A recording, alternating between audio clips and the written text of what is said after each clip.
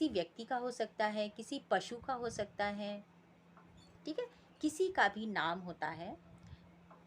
यानी कि इसको हम ऐसे भी समझ सकते हैं, संज्ञा माने सम और ज्ञा। सम, जो बिंदी है ये बन गया सम प्लस ज्ञा। ज्ञा मान्य होता है बना हुआ या जानना, जानना कह सकते हैं, ठीक है। तो सम माने अच्छी तरह से जानना, या इसको हम सम्यक कह सकते हैं, सम्यक ज्ञान, अच्छी तरह से जानना।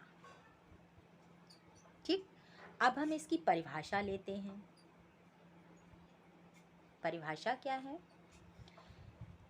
किसी भी व्यक्ति वस्तु, गुण, भाव, स्थिति, इन सब का जो परिचय कराने वाले शब्द होते हैं वे संज्ञा कहलाते हैं। किसी भी वस्तु, व्यक्ति, प्राणी भी इसमें जोड़ सकते हैं, गुण, भाव या स्थिति, इनका बोध कराने वाले शब्द संज्ञा कहलाते हैं। अथवा इसको वैसे भी बोल सकते हैं, देखिए जितना आपको जिस तरीके से सरल पड़े उस तरीके से आप इसको याद कर सकते हैं, परिभाषा को छोटे से छोटे और बड़े के बड़े रूप में भी। किसी प्राणी, स्थान, वस्तु या भाव के गुण के नाम को संज्ञा कहते हैं। जिस शब्द से किसी वस्तु, प्राणी, स्थान या भाव का बोध हो वो संज्ञा है। जैसे रमेश व्यक्ति का नाम हो गया, गंगा नाम हो गया एक नदी का, गाय एक जानवर का नाम हो गया, सेब एक फल का नाम हो गया, प्रेम, घृणा, थकावट, परिश्रम भाव का नाम हो गया। ठीक है, तो अब आपको परिभाषा अच्छे से समझ आ गई होगी। किसी प्राणी, स्थान, व्यक्ति, भाव, गुण और गुण के साथ ही और आएगा भाव, भाव तो हो गया, स्थिति, ठीक है, इनका बोध कराने वाले शब्द संज्ञा है।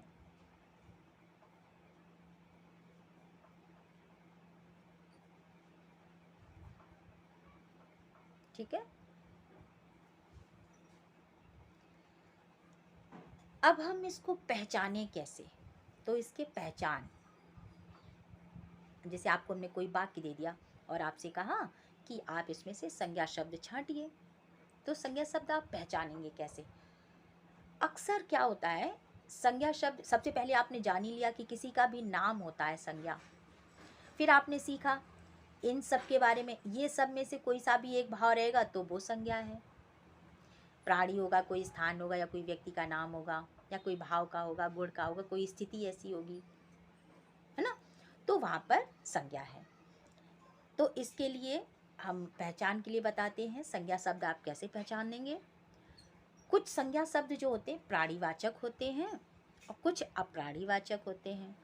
ठीक है, प्राणीवाचक जैसे गाय, भैंस या किसी व्यक्ति का नाम या किसी जगह का नाम, वो मतलब किसी व्यक्ति का नाम या किसी पशु का, किसी पक्षी का नाम, ठीक है, तो ये तो प्राणीवाचक हो गए।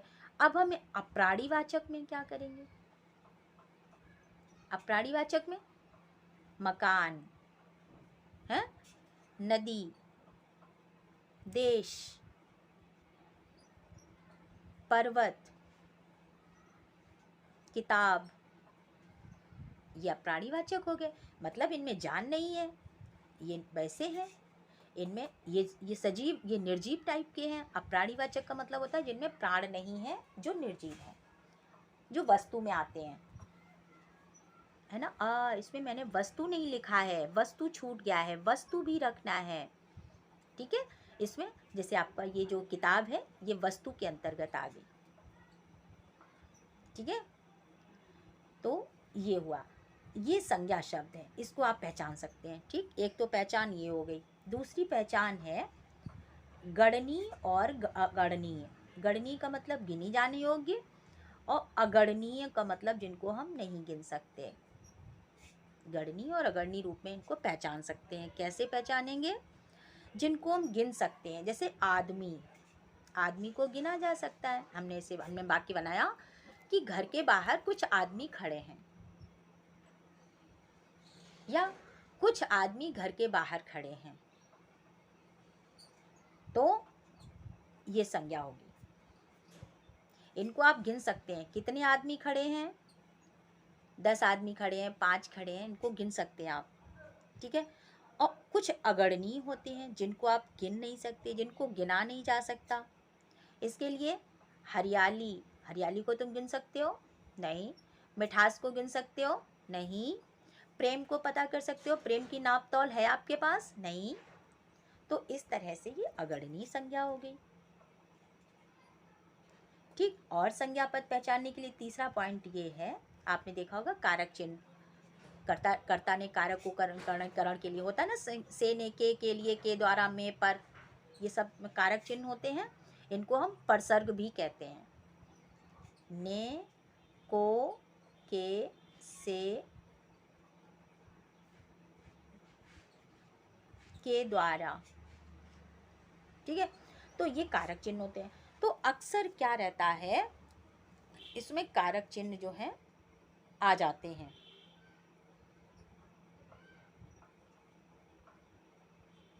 जैसे राम पुस्तक से पढ़ रहा है। और कभी कभी क्या होता है, इसमें वो नहीं रहता है, परसर्ग नहीं होता है, तो सीधा सीधा बोल देते हैं राम पढ़ रहा है, राम पढ़ रहा है, तो संज्ञा हो गई राम, राम पढ़ रहा है, ये क्रिया हो गई उसकी, ठीक है। तो ऐसे ऐसे भी पहचान सकते हैं।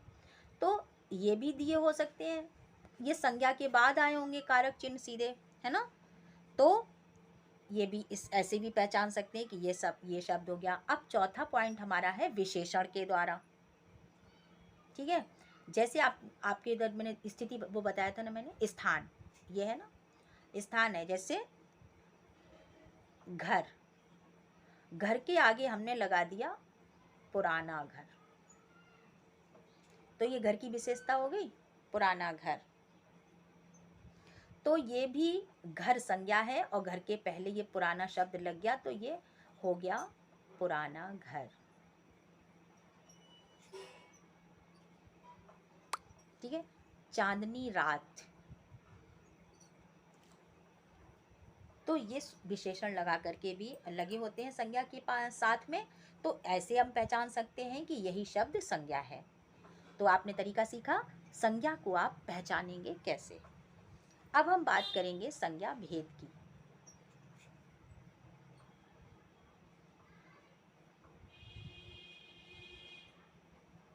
संज्ञा के भेद, पहला भेद है व्यक्तिवाचक संज्ञा,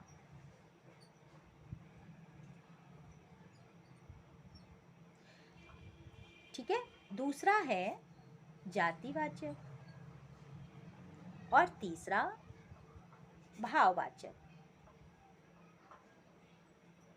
तीसरा है भाववाचक संज्ञा।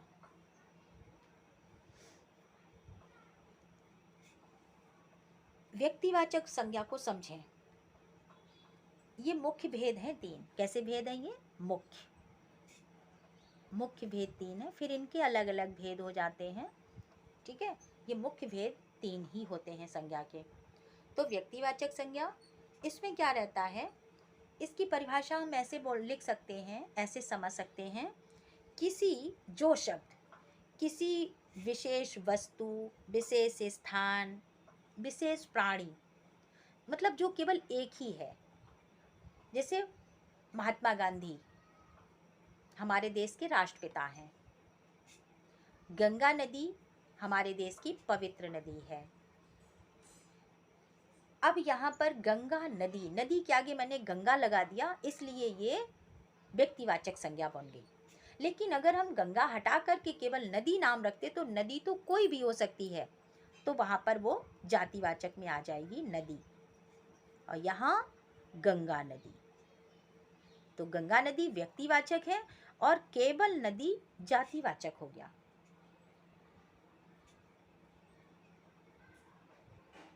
ठीक है, गंगा नदी व्यक्तिवाचक और जातिवाचक हो गया नदी। अब हमने बोला ताजमहल। ताजमहल आगरा में है, तो ये तो एक ही है ना, ताजमहल एक ही है और आगरा में ही है। तो जो चीज़ विशेष है, सिंगल है, एक है, उसका कोई दूसरा रूप नहीं है। तो जैसे व्यक्ति रमेश, रमेश एक व्यक्ति का एक नाम है, तो रमेश एक ही व्यक्ति है ना। दूसरा व्यक्ति होगा, उस रमेश में कोई ना कोई तो अंतर होगा। जैसे एक रमेश कुशवाहा है तो दूसरा रमेश पांडे हो गया, तीसरा रमेश शर्मा हो गया, चौथा रमेश गुप्ता हो गया, अलग अलग हो गया। तो वो सब अलग हो गए। अगर व्यक्ति गुप्ता जी बोल दिया, अगर गुप्ता जी तो कई एक हो सकते हैं, तो वो जातिवाचक में आ जाएगा। बाहर कई व्यक्ति खड़े हैं, अगर किसी व्यक्ति का प्रॉपर नाम है, एक व्यक्ति का नाम रख दिया गया तो वो व्यक्तिवाचक संज्ञा में है। और अगर व्यक्ति का नाम नहीं, कॉमन बोल दिया गया तो वो जातिवाचक संज्ञा में। जैसे गांव, शहर, लोग, भीड़, ये जातिवाचक संज्ञा हो गई। और किसी का एक व्यक्ति विशेष का नाम या वस्तु का नाम, स्थान का नाम, प्राणी का नाम, तो वो व्यक्तिवाचक संज्ञा और जातिवाचक संज्ञा। समझ आ गया होगा। भाववाचक संज्ञा में हमारे मन के भाव होते हैं, उनके बारे में बात की जाती है। ठीक है, भाववाचक संज्ञा में होता है कि जो हम सोचते हैं, जो हमें दिखाई देता है, जिनको हम छू नहीं सकते, भाववाचक संज्ञा को छुआ नहीं जा सकता, उसको हम केवल अंदर महसूस करते हैं। ठीक है, इसमें क्या होता है, इसकी पहचान के लिए हम कह सकते हैं, देखिए पहले इनकी परिभाषा में आपको समझा दी, व्यक्ति विशेष के बारे में, प्राणी, स्थान, जातिवाचक की आपको सब परिभाषा मैंने नहीं समझाई। इसकी परिभाषा ऐसे लिख सकते हैं आप, जो संज्ञा शब्द किसी प्राणी, व्यक्ति या स्थान या वस्तु की पूरी जाति का बोध कराए, पूरी जाति का, संपूर्ण। जैसे शहर है, शहर तो पता नहीं कि बहुत सारे शहरों के बारे में बता रहा, गांव बहुत सारे गांव के बारे में बता रहा, नदी तो बहुत सारी नदियों के बारे में बता रही है। तो इनके समूह का बोध कराते हैं, पूरी जाति का बोध कराते हैं, वे जातिवाचक संज्ञा कहलाती है। ठीक है, भाववाचक संज्ञा में क्या होता है, जो संज्ञा शब्द किसी व्यक्ति के, व्यक्ति, प्राणी, वस्तु या पदार्थ के, इसमें व्यक्ति, प्राणी, वस्तु या पदार्थ, इनके बारे में, इनकी गुण, इनकी दशा, इनकी स्थिति, अवस्था और दशा, इनका बोध कराते हैं, तो वे शब्द भाववाचक संज्ञा कहलाते हैं। जैसे मीरा घबरा गई, व्यक्तिवाचक संज्ञा और भाववाचक संज्ञा। घबराना, घबराने को तुम महसूस ही तो कर सकते हो, सामने वाले के विचार, चेहरे को देखकर, उसके एक्सप्रेशन देखकर, उसके हाव भाव को देखकर समझ लोगे घबरा गया। थकान दिखती है, आम के अंदर जो मिठास है वो दिखती है आपको, आम मीठा है, आम मीठा है। भाववाचक संज्ञा और आम जातिवाचक संज्ञा। आम तो कई तरीके को, लेकिन आम तो कई तरीके के होते हैं, आम के तमाम नाम हैं। अगर नाम आगे आम के आगे अगर कोई नाम लगा दिया तो वो फिर व्यक्तिवाचक बन जाएगा, लेकिन इसको जातिवाचक बन जाएगा, लेकिन इसको व्यक्तिवाचक में मान सकते हैं, क्योंकि आम तो और फलों से तो अलग है ना। आम जैसे बहुत सारे फल रखे हुए हैं, तो उसमें आम भी रखा हुआ है प्रॉपर, तो इसको हम मान सकते हैं कि ये व्यक्तिवाचक संज्ञा में ही आएगा। तो आम मीठा है, भाववाचक संज्ञा होगी मीठा। मजदूर ने बहुत परिश्रम किया, परिश्रम भाववाचक संज्ञा।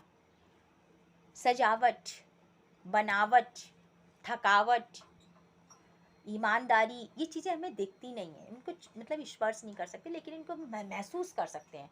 तो जिनको महसूस करते हैं वे सब भाववाचक संज्ञाएं होती हैं। ठीक है, अब आज के लिए बस इतना ही। बाकी का अभ्यास आप अपनी बुक से करिए। अगर आपको मेरा पढ़ाया हुआ चीज़ समझ में आता है, अच्छा लगता है, तो आप मेरे चैनल को सब्सक्राइब करें और शेयर भी करें। Okay, good bye.